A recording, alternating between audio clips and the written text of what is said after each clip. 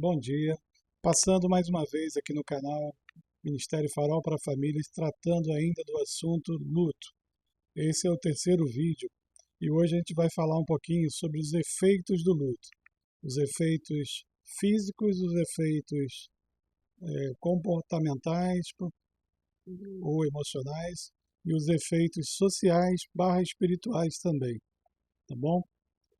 E eu vou praticamente ler, vou acrescentar alguma coisa da minha experiência, mas basicamente eu vou ler citações do livro Aconselhamento Cristão, tá bom?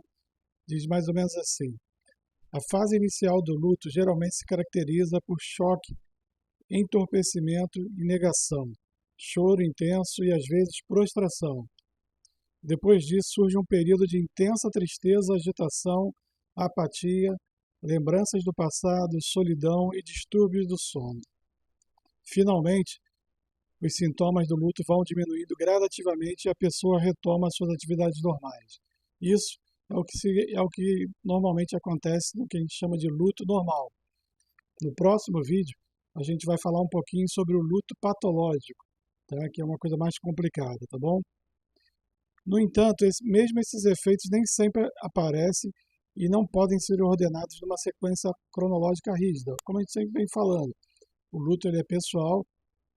Nem tudo que vai ser citado aqui acontece com todo mundo, mas é uma coisa para chamar a atenção de você que está cuidando de alguém que está passando por um luto, coisas que precisam chamar a tua atenção, tá?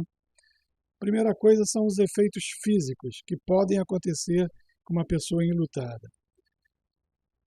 Muito comum a tristeza ela inibir o nosso sistema imunológico, que nos protege de doenças, né, de enfermidades, tá? Nesse momento do luto, normalmente o nosso sistema imunológico ele fica enfraquecido e a gente fica muito suscetível a pegar doenças, né? Principalmente durante os 6 primeiros meses, né? Nesse tempo, há um aumento marcante nos casos de insuficiência cardíaca, hipertensão, derrames e câncer. Há também um aumento substancial nos casos de mortalidade e também daquela palavra que começa com S, que normalmente não se pode pronunciar. Além disso, o estresse pode causar exaustão, fraqueza, dores de cabeça, indigestão, falta de ar, perda de apetite e insônia. Essas são as consequências dos efeitos físicos mais comuns que podem acontecer. Nos efeitos emocionais e cognitivos, né? O luto ele afeta a maneira como uma pessoa se sente e o seu modo de pensar.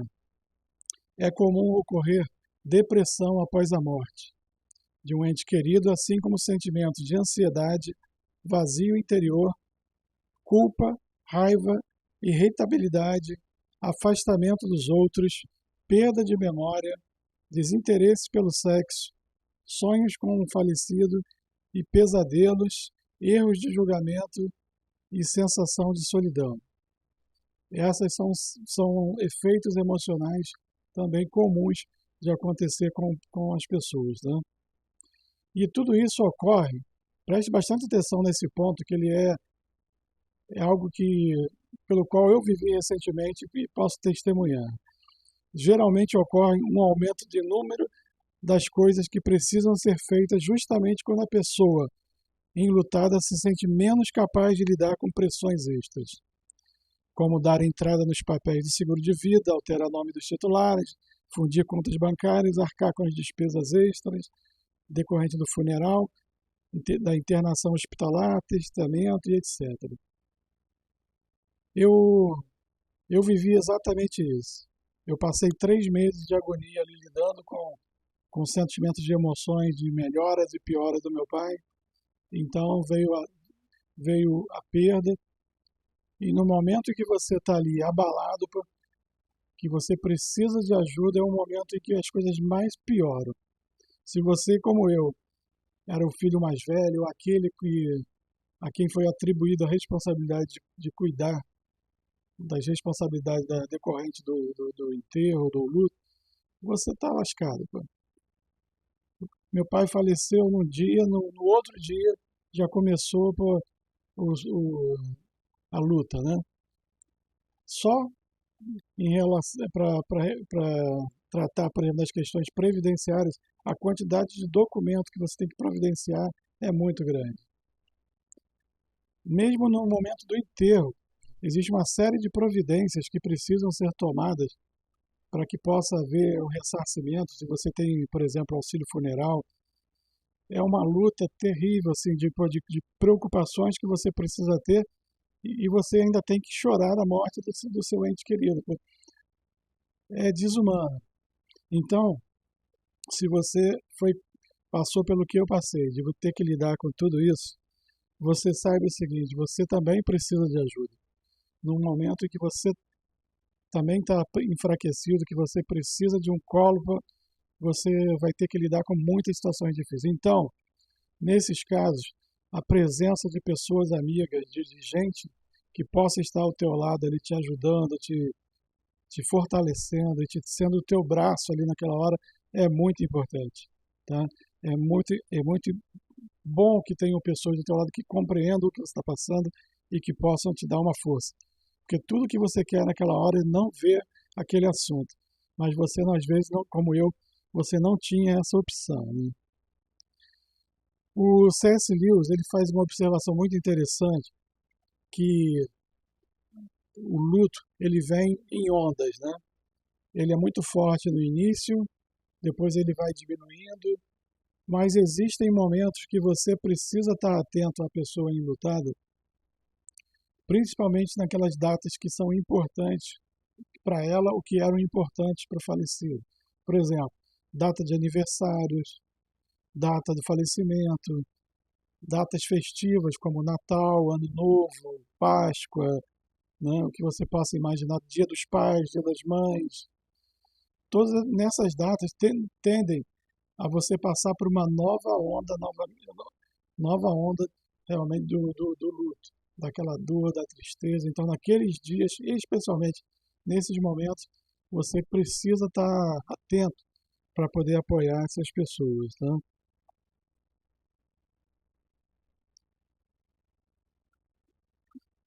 Um outro aspecto que pouca gente se dá conta são os efeitos sociais. Principalmente se você é casado, você deve ter uma série de amigos que são comuns ao casal. Você tem uma série de eventos que você participa e grupos que você participa porque você é casado com aquela pessoa e você normalmente está junto de outros casais. Quando o seu cônjuge falece, você tende a passar por uma série de dificuldades em relação a se posicionar em relação a esses grupos. Você e também as pessoas que participam desses grupos, elas têm uma série de dificuldades de lidar com você, porque às vezes ela não sabe mais como te posicionar. Se você agora é uma pessoa solteira ou se ela te trata ainda como uma pessoa casada que fazia parte do grupo dela. Então há um choque natural da pessoa do enlutado e também das pessoas que estão no seu entorno.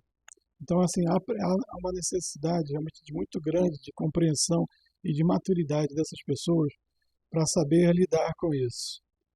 Eu, alguns anos atrás, perdi um grande amigo, um dos melhores amigos que eu tinha, uma pessoa que eu amava demais, e que era casado também com uma pessoa que a gente ama muito, que fazia parte da nossa vida, estava sempre nos nossos eventos, e de repente ele falece.